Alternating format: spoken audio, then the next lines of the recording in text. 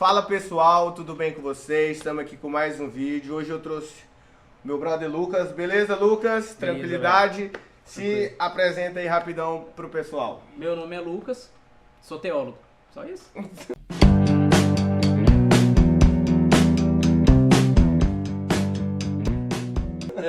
Não sei. Pode dizer, o Lucas, ele é casado com a Diana, amiga nossa.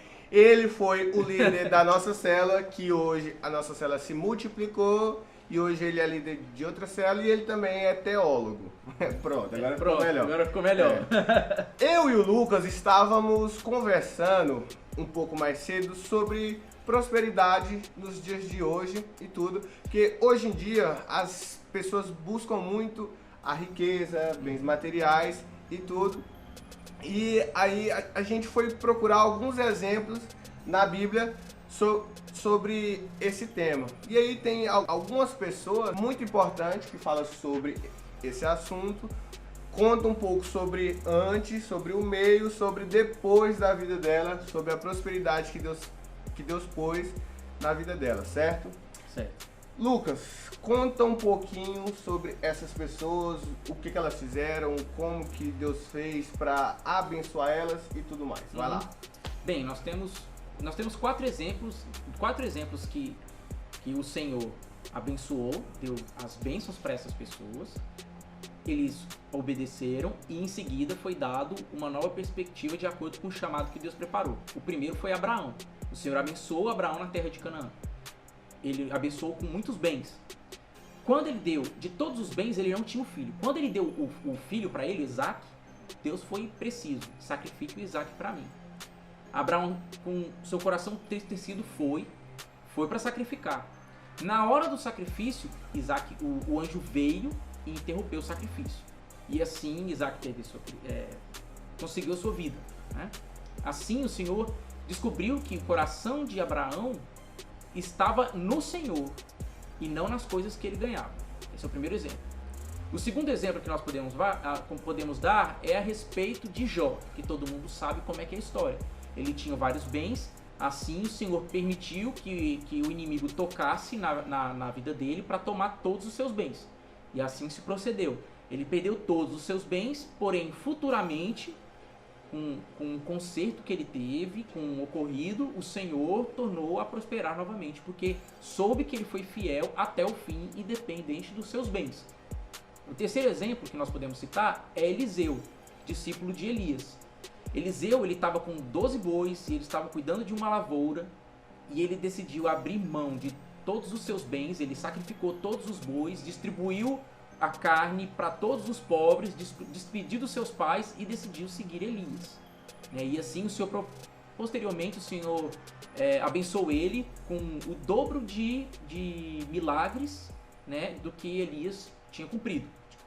Deu uma bênção dobrada. Deu uma bênção dobrada, exatamente. E o quarto exemplo que nós temos no Novo Testamento, né, é Paulo, né, o apóstolo Paulo. Ele tinha uma moral dentro da corte farisaica. Ele era fariseu, aprendeu com Gamaliel, né, teve aula com Gamaliel, que era discípulo de Hilel, né, que foi um rabino muito importante no tempo de Jesus. E ele tinha uma grande influência, ele era tanto judeu quanto era romano. Quando ele aceitou a Cristo, decidiu entregar sua vida, ele decidiu abrir mão de tudo para cumprir o propósito de Cristo, o chamado dele que Cristo deu a ele. Então, tanto é que ele chama todos esses benefícios de estrume em um dos seus livros. Então, assim, a pessoa em si buscar a prosperidade não é errado.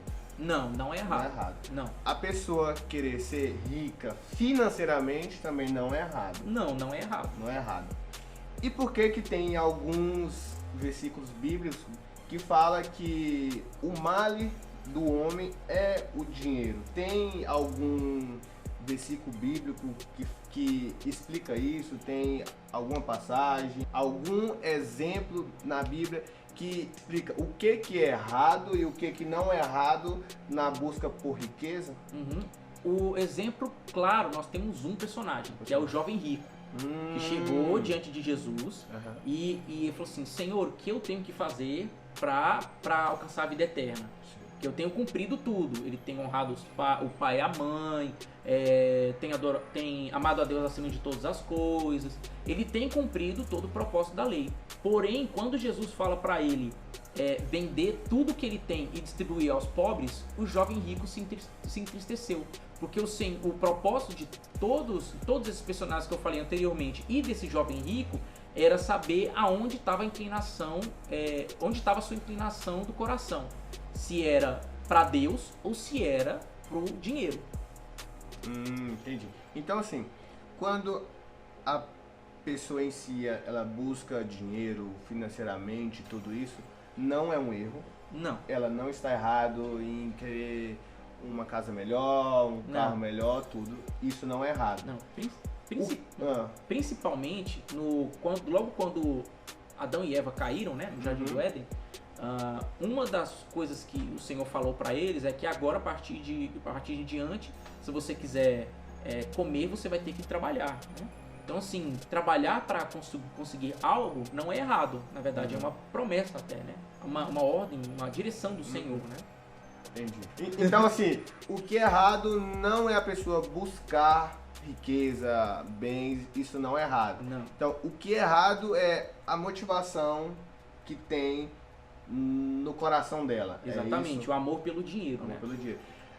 O que eu sempre falo, o dinheiro não muda ninguém, o dinheiro simplesmente vai potencializar o que a pessoa já é. Se ela é uma pessoa boa, com o dinheiro ela vai fazer mais coisas boas ainda. Se ela é uma pessoa mesquinha, desonesta e não tem Deus na vida dela principalmente, ela vai ser uma pessoa pior ainda, porque o dinheiro vai potencializar aquilo que ela já é. Correto?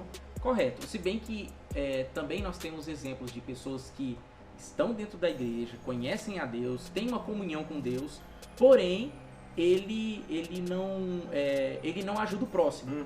Então não tem sentido. Então às vezes o cara fala, eu tenho todo esse dinheiro, o Senhor me abençoou para que eu ajude a obra do Senhor, significando que ele dá o dinheiro para a igreja e tal. Porém os irmãos dentro da igreja continuam pobres. A sociedade ainda está precisando de pessoas que abençoem com seus bens. E ainda por cima, às vezes esse homem é tão apegado a esse dinheiro que tem uma comunhão com Deus, vai para a igreja, dá o seu dízimo, sua oferta, seja o que for, mas a sua família está perdida. A esposa não ama a esposa, que a palavra do Senhor diz que o homem deve amá-la a esposa. Os filhos estão envolvidos com drogas, ou fornicação, adultério é só quando está casado. Então, assim, o amor ao dinheiro, o dinheiro acaba se tornando o Deus para essa pessoa, ao invés de ser o Deus verdadeiro, né? O Deus sobre todos, Jesus Cristo, né? Entendi. Então, assim, tem muita gente que chega assim, Pablo, como que eu faço para prosperar? Eu falo, cara, tem alguns princípios, tantos humanos nosso. Se você ganha X, você não pode gastar X, porque você gasta tudo, você nunca vai prosperar. E tem alguns princípios bíblicos também a respeito disso. Tem? Se tiver, cite alguns. Não, nós temos vários, né? Mas uma frase que mais me impacta a respeito de prosperidade prosperidade é a ausência de necessidade. Porque o sucesso bíblico não é aquilo que eu vou ter. Sucesso bíblico é aquilo que, pelo que eu já tenho, e aquele cuidado que eu tenho pelo que eu já tenho, que o Senhor me deu, aí sim ele vai crescer. Tanto é que a Bíblia é bem clara, seja fiel no pouco e no muito eu te colocarei. Então, a base da prosperidade sendo a ausência de necessidade e cuidando de tudo que o Senhor já me ofereceu, aí sim você está pronto para receber algo mais. Porque muitas vezes, muitos jovens hoje em dia, eles ficam ansiosos em ter logo muito dinheiro, né? Então ele acaba trocando os pés pelas mãos. Mora na casa da mãe e não paga uma conta. Mora com os pais, não sabe como é que funciona a compra de supermercado. Não tem sentido, entendeu? Nunca estudou para saber como faz para investir o seu dinheiro. Então não tem sentido. Se você não é fiel no pouco, o que adianta você prosperar no muito? Isso são alguns piques da palavra que eu peguei assim, bem singularizado para encurtar, né? Porque senão a gente passaria o dia todo falando sobre prosperidade. Porque tem muito versículo. Muito. Deus quer que a gente viva o melhor aqui na Terra, isso é fato, entendeu? Uhum. E tem alguns princípios humanos também, assim, dizendo Assim, que você claro. tem que seguir. Tem muito, Pablo, como que eu faço? Eu falei, cara, qual a sua maior dificuldade hoje? É o quê? Dinheiro? Então, você vai estudar sobre dinheiro. Porque se você precisa de dinheiro, você está estudando sobre arte, não vai mudar a sua vida financeira nunca. Porque são princípios que você tem que buscar aprender para aquela situação sua mudar. Então, assim, são várias coisinhas que no todo faz a diferença completa. Foi muito bom ter tocado a respeito, por exemplo, eu falar, digamos, artes, que nem nós temos na faculdade. É bom entender isso um pouco. Às vezes a gente escuta na internet, não, abandone porque não serve pra nada. Na verdade, nada mais é do que uma simples ferramenta a sua faculdade. Por exemplo, se eu tenho uma formação na área da saúde, pense estudando em economia, que nem ele falou, estudar um pouco sobre administração. Aí, se você na área da saúde investir nisso para que você invista nisso, né, para poder ter um retorno financeiro melhor, arrocha, cara. Faz, essa é a sua ferramenta, é o que você tem para estudar. Porque às vezes nós ficamos frustrados com a nossa formação acadêmica, mas nós nunca pensamos ela como uma ferramenta para ganhar mais dinheiro. Entendeu? E eu sempre falo, eu fiz até um videozinho passado que eu falo, não importa a área que você faz isso, você vai ganhar pouco dinheiro. Não importa. Qualquer área que você atuar hoje, se você fizer bem, você fizer com amor aquilo, com força de vontade, você vai ter sucesso.